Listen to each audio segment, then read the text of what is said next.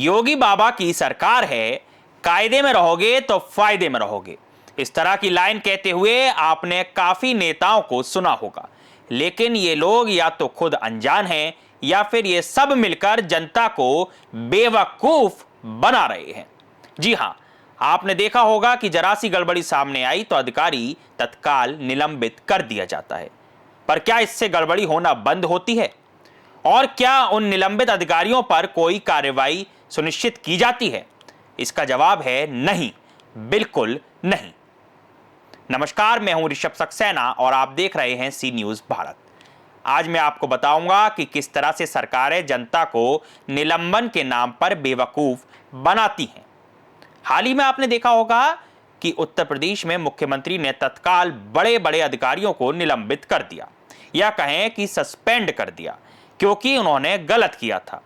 फिर कुछ दिन बाद उसी अधिकारी को दूसरी जगह बढ़िया पद पर सम्मान के साथ भेज दिया जाता है और कहा जाता है कि अब उनका जो सस्पेंशन था वो बहाल कर दिया गया है, यानी निलंबन हटा दिया गया है। तो यानी कि वो अधिकारी जो है वो दोषमुक्त पाया जाता है। तो यदि वो दोषमुक्त है तो फिर उस पर सस्पेंशन की कार्रवाई क्यों होती है? ये कैसा सिस्टम है जहां गलत होने पर भी आप व्हाइट कॉलर होकर साफ निकल जाते हैं?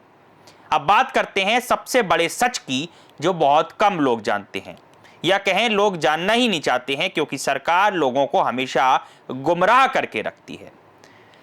जब भी किसी कर्मचारी को उसके विभाग की ओर से सस्पेंड किया जाता है तो इसका मतलब है कि कुछ दिनों के लिए वो काम नहीं करेगा।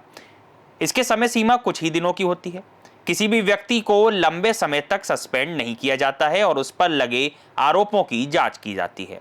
सस्पेंड की सीमा पूरी होने पर कर्मचारी को वही नौकरी, वही पद वापस मिल जाता है। और खास बात यह होती है कि जब तक वह व्यक्ति सस्पेंड रहता है तब तक उस व्यक्ति को सैलरी का आधा हिस्सा और महंगाई भत्ता मिलता है। लेकिन जब वो बहाल हो जाता है तो उसे पूरी सैलरी मिल जाती है, यानी कि जो आपकी आधी सैलरी निलंबन के समय कटी है वो सैलरी भी आपको मिल जाएगी।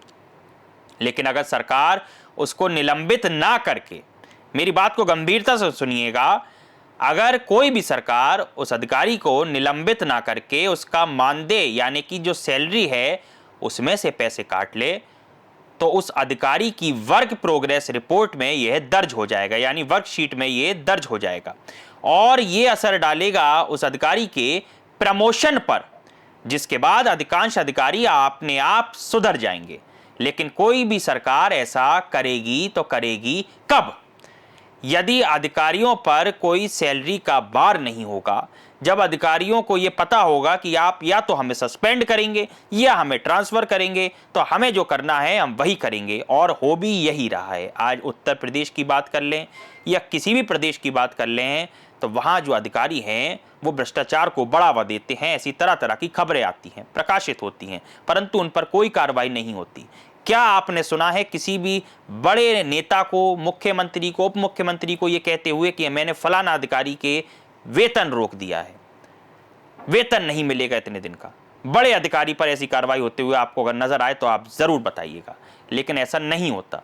अधिकांश जगहों पर ऐसा नहीं होता। हाल ही में उत्तर प्रदेश में बड़े 11 आईएएस अधिकारियों को निलंबित किया गया, जिनमें से 7 से 8 अधिकारियों को वापस बहाल कर दिया गया। तो आखिरकार ये निलंबन की जो पूरी प्रक्रिया होती है ये केवल और केवल जनता को भ्रमित करने की एक साजिश होती है।